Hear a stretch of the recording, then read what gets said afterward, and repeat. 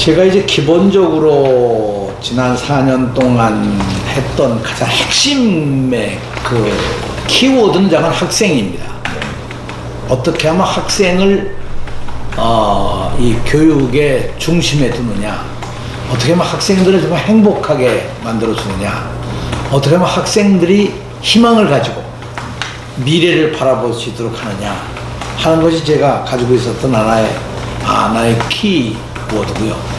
그래서 제일 처음 시작한 것도 학생들을 위해서 시작한 걸로 이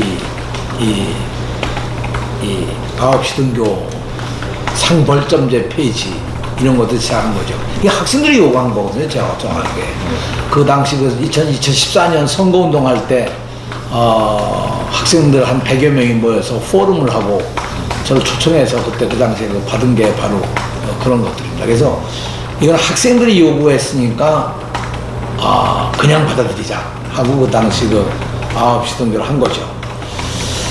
둘째로 제가 성과라고 하면 글쎄 이 혁신교육이라는 걸 가지고 사람들이 여러 얘기를 하지만 혁신교육의 실체는 그야말로 이 학교의 문화를 바꾸는 거거든요. 네. 학교의 문화. 다시 말해서 학교를 이제까지 하나의 그 학교도 그렇고 개인도 그렇고 하나의 경쟁과 경쟁을 이기는 교육으로 했다면 혁신교육은 그야말로 협동과 더불어 살아가는 그런 삶의 지혜라고 할까? 그런 걸 나눠주는 거거든요. 그래서 이 평가도 등급을 매기는 그런 어떤 평가가 아니고 오히려 하나의 과정을 평가해주는 그런 평가를 통해서 혁신교육을 해왔죠. 여러 가지 뭐 말은 많았지만 하여튼 그게 가장 중요한 핵심적인 성과라면 성과라고 얘기할 수 있을 겁니다.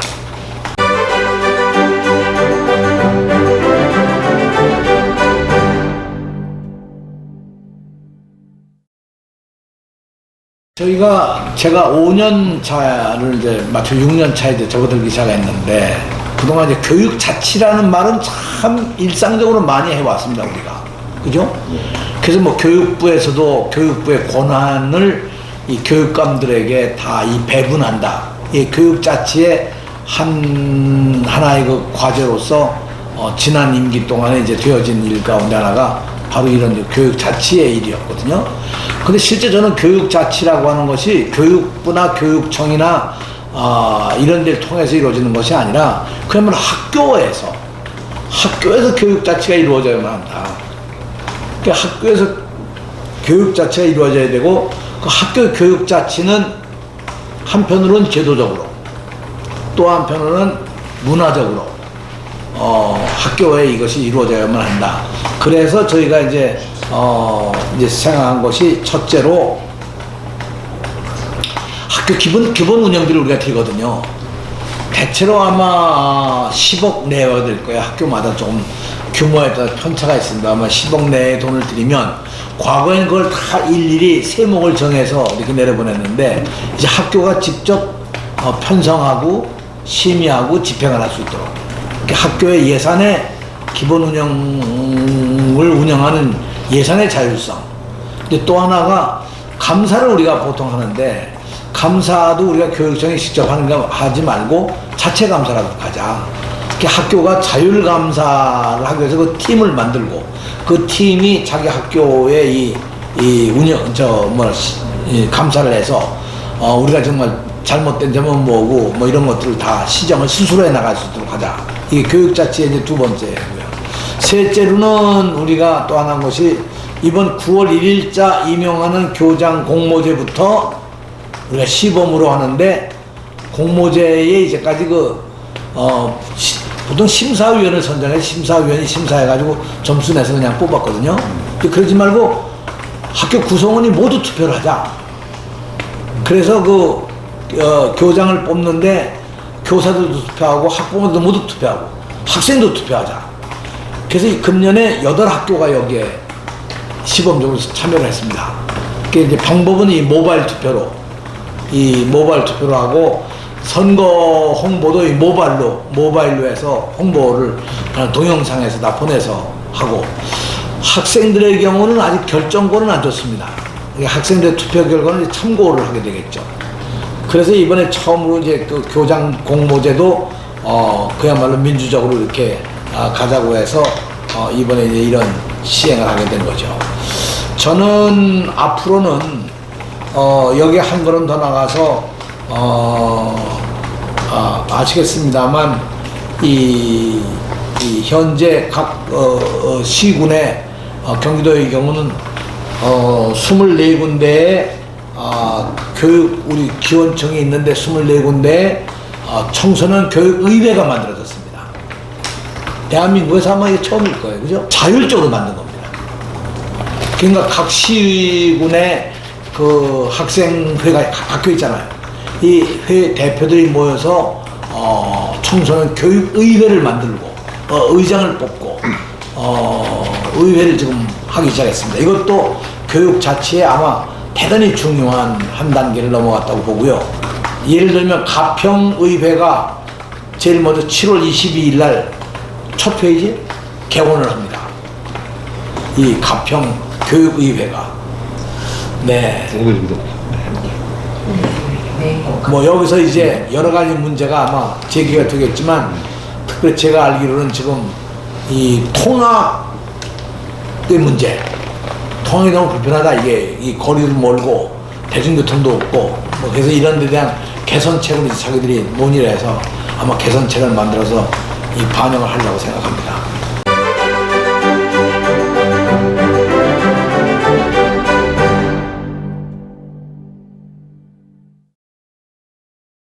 혁신학교가 우리 독자들도 다 알겠지만 2009년부터 혁신학교가 본격적으로 시작됐어요. 2009년에 경기도 경우는 13개 학교로 시작을 해서 현재 이제 10년이 되는 금년도에 혁신학교는 모두 664개 학교입니다.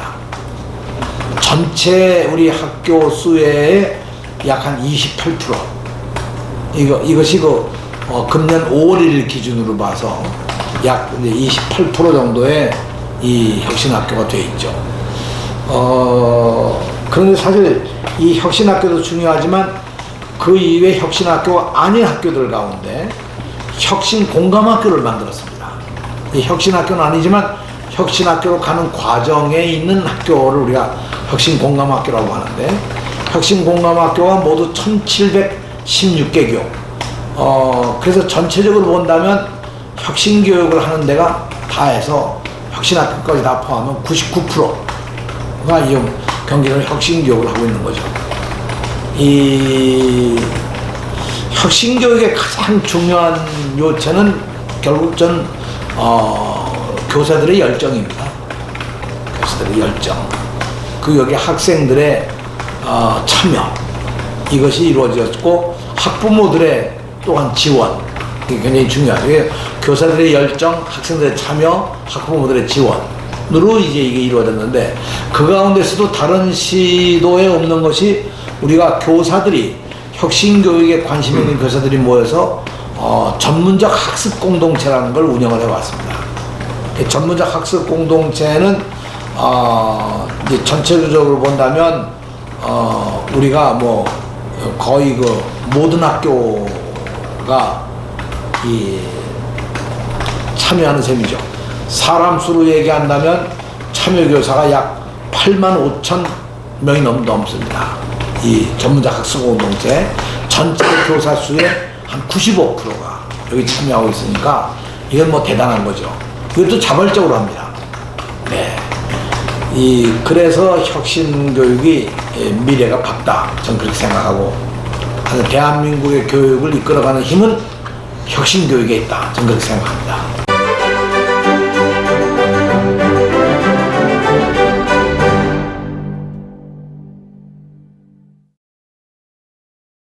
이제 우리가 학교 교육하면 학교 안에서만 하는 걸 생각했잖아요. 학교 안에서만. 그러니까 학교 안에서 하는 혁신교육이 있고 학교 안에서 하는 뭐 방과 후 학교 이런 것도 있잖아요. 저기 여기 와보니까 우리 교장들이 학교 안에 이런 건 좀 없앴으면 좋겠다고 하는 거가 4가지가 있었습니다. 그 가운데 하나가 방과 후 학교, 이 돌봄, 그다음에 청소년 단체, 그리고 이게 제일 중요한 건데 왜 생각이 안 나지? 근데 그걸 없애달라는 거예요. 근데 왜냐면 다 법적 근거가 없는 것들입니다. 법적 근거가. 돌봄도 법적 근거가 없으면 학교에서 해야 돼요. 그래서 사실은 이게 어려워서 우리가 그러면 학교 안의 교육으로만 이게 문제가 되는, 학교 안에서의 교육으로만 할 수 있는 게 아니니까 우리 학교 밖에 마을 학교를 한번 만들어 보자. 그렇게 생각한 거죠. 근데 마을 학교는 학생들이 정말 자기가 하고 싶고 잘할 수 있고 하는 것들을 자기 학교를 벗어나서 여러 학교 애들과 함께 어울려서 자발적으로 하는 게 이 꿈의 학교입니다. 2015년에 209개 학교로 시작해가지고 지금은 1908개 꿈의 학교가 늘어났고요. 그다음에 꿈의 대학은 2017년부터 시작을 해가지고 2017년에 강좌를 개설하기를 그때 개설한 것이 이 1645개를 개설했는데요.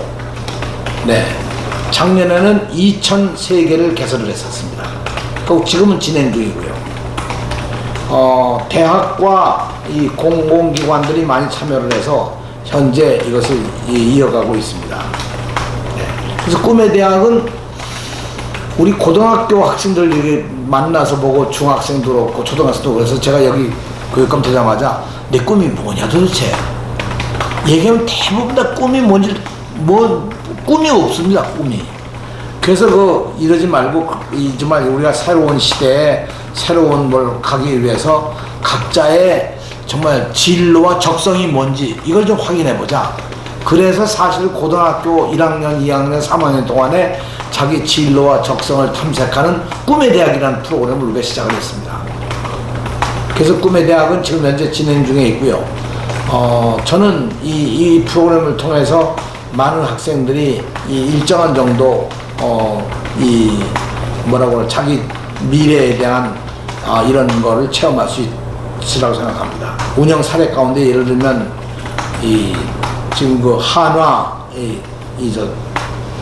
여기 판교에 있는 한화 미래기술연구소 라는데 가서 과학기술 이야기, 과학기술 이야기라는 주제를 가지고 거기서 한화 미래기술연구소가 하는 일들, 거기서 한 프로그램들 이런 것들 직접 보고 견학을 하고 토론을 하고 하는 게 꿈의 대학의 한 사례가 있고요.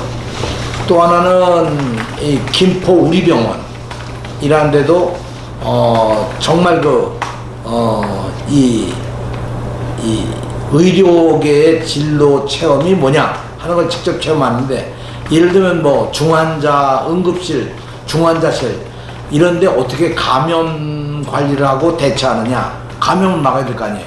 그런 걸 현장에 직접 보면서 자기들 경험해보고 자기들 나중에 의료 인력으로 나가느냐 안 나가느냐. 의료도 의사만이 아니잖아. 여러 가지 있지 않습니까? 뭐 요즘에는 뭐 기술이 다 MRI부터 시작해서 CT 촬영하는 거, 초음파, 엑스레이 이런 거 다 있지 않겠습니까? 그런 것들을 다 좀 보면서 미래에 대한 체험도 하는 것이죠. 그래서 꿈의 대학은 그야말로 학생들이 학교 밖에서 자기들의 진로에 대한 관한 것을 체험하고 자기 미래의 직업도 미리 경험을 하는 그런 것이 꿈의 대학입니다.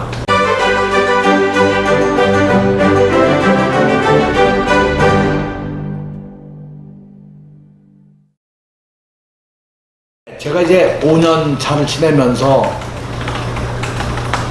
미래교육에 대한 이야기를 여러 번 나누면서 특히 저에게 좀 감명을 준 것이 미국의 그 다빈치 연구소의 소장으로 있는 토마스 프레이 박사라고 있습니다. F-R-A-Y 토마스 프레이 박사인데, 이분이 미래학자 가운데 아주 발군의 학자로 좀 손꼽히는 분인데요. 이분이 한국 한번 오셨을 때 제가 같이 이 얘기를 하면서 정말 제가 감명을 받은 얘기가 있다면, 정말 우리 아이들에게 이제 지식을 전달하려고 하지 말고 동기를 만들어 줘라. 동기를. 지식 전달이라는 게 앞으로 일이 아니라 우리 아이들이 뭘 하고 싶은지 뭘 할 수 있는지라는 걸 동기를 만들어줘라. 그러니까 동기라고 하면 만들려면 교과서에서는 안 되잖아요.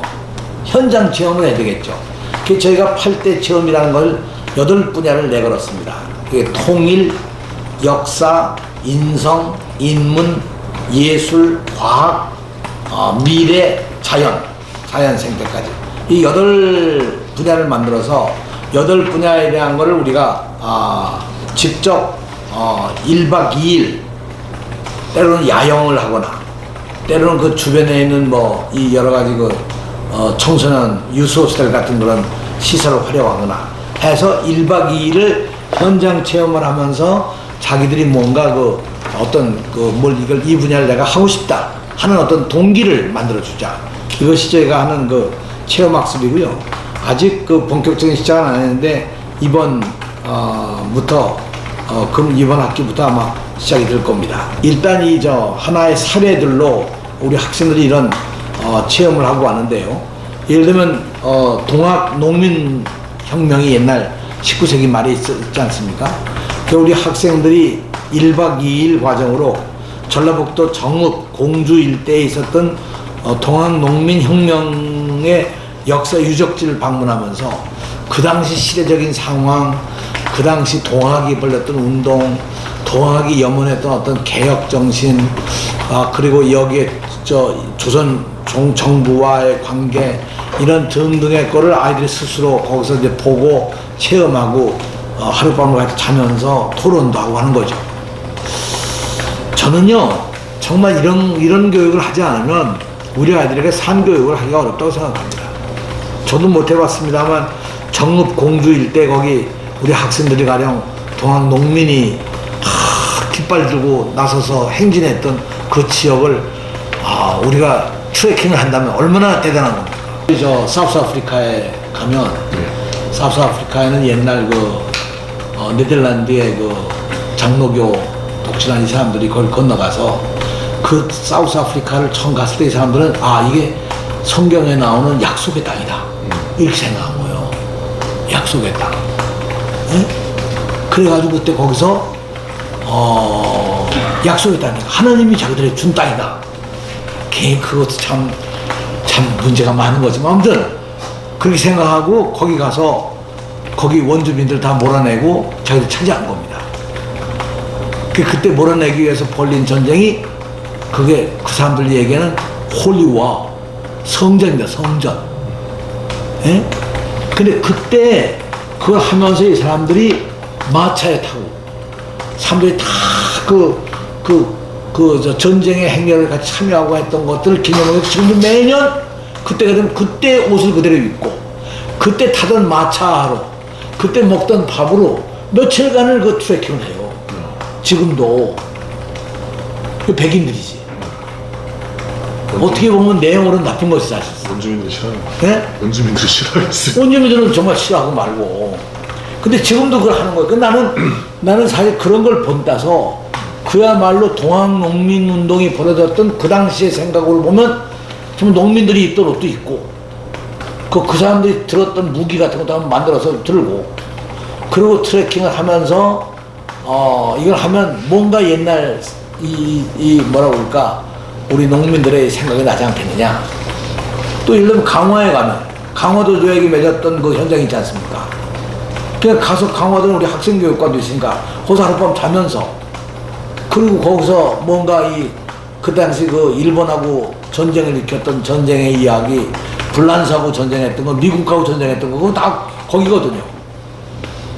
이 체험을 한다면 그야말로 자기들 뭔가 그 동기를 얻지 않겠습니까? 역사 공부를 내가 좀 한번 해야 되겠다. 저는 이게 융합교육이라고 생각해요. 융합교육은 뭐 국어, 역사, 영어 이렇게 따로 배우는 게 아니라 그야말로 어떤 걸 놓고 거기서 종합적으로 우리가 일제시대 때 왜 우리가 나라가 무너졌으며 동학이 원했던 건 어떤 것이며 왜 우리가 그때 이 강화도 조약을 맺을 수밖에 없었으며 그때 조선은 왜 왕조를 지키지 못했으며 하는 이야기들 종합적으로 좀 우리가 보면 그게 융합교육 아니겠습니까? 전 그래서 그런 면으로 우리가 교육을 지금 철저하게 8대 체험학습이라는 걸 해서 하자. 근데 이게 핵심은요, 학생들이 선택하는 겁니다. 우리가 역사 탐험을 가자, 또는 뭐 이 통일 관계를 가보자, 또는 뭐 자연 생태계를 한번 보자. 그 자연 생태계 하는 아이들은 가령 뭐 제주도의 한라산을 가면서 거기 생태계를 한번 좀 더 바라본다든가, 아 그럼 여긴 개발하면 안 된다든가 이 생각이 들 거 아니겠어. 그리고 심지어는 뭐예요, 이렇게 이 흔히 얘기하는 대로 개발에 의해서 뭐 이 난개발에 의해서 다 이렇게 무너진 이런 현장도 한번 보고, 그러면 아이들이 뭔가 거기서 깨닫는 게 있지 않겠습니까? 그래서 저는 이런 8개 분야를 학생들이 직접 선정해서 어떻게 가서 하느냐 하는 진행도 학생들이 하고, 학생들이 그런 체험을 하는 거죠.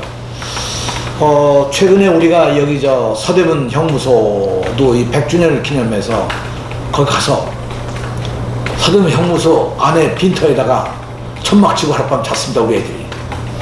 예? 그리고 거기서 토론도 하고. 서대문 구청장 문석진 청장이 자기를 기쁘게 아주 허락을 해가지고 그 서대문 형무소 만든 이래 처음으로 거기 그 수영자들만 거기서 잤지 마당에서 누가 가서 잔 일은 아마 역사상 처음일 거예요. 근데 애들이 잠깐 뭐 이건 너무 좋은 경험을 한 거죠. 가서 그냥 관람만 하고 온 것이 아니라 자기들 생각을 얘기했을 거예요. 네.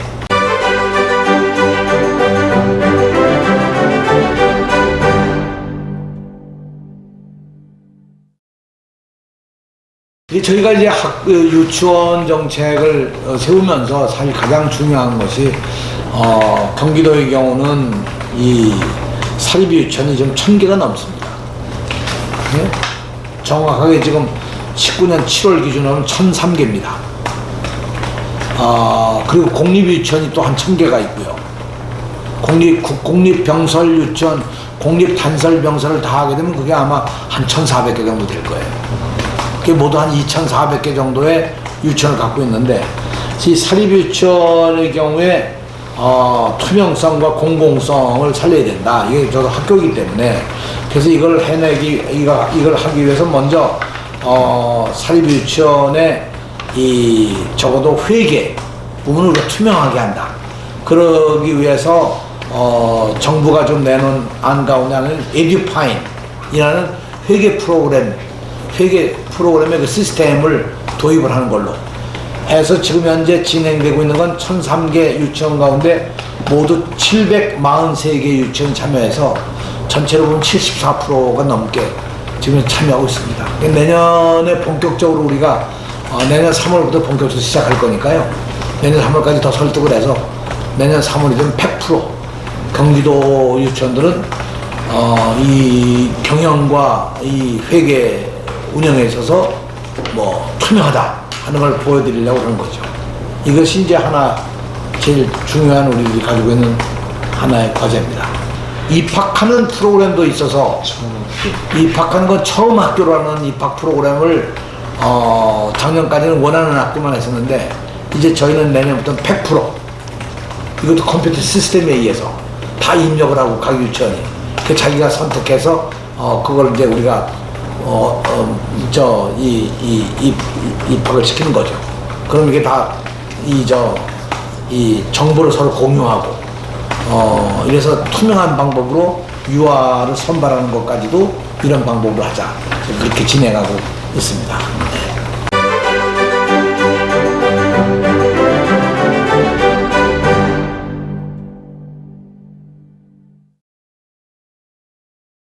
단기 계획으로는 이 혁신학교의 혁신교육을 한 단계 더 발전시키기 위해서 각 지역별로 특색 있는 혁신교육을 했으면 좋겠다.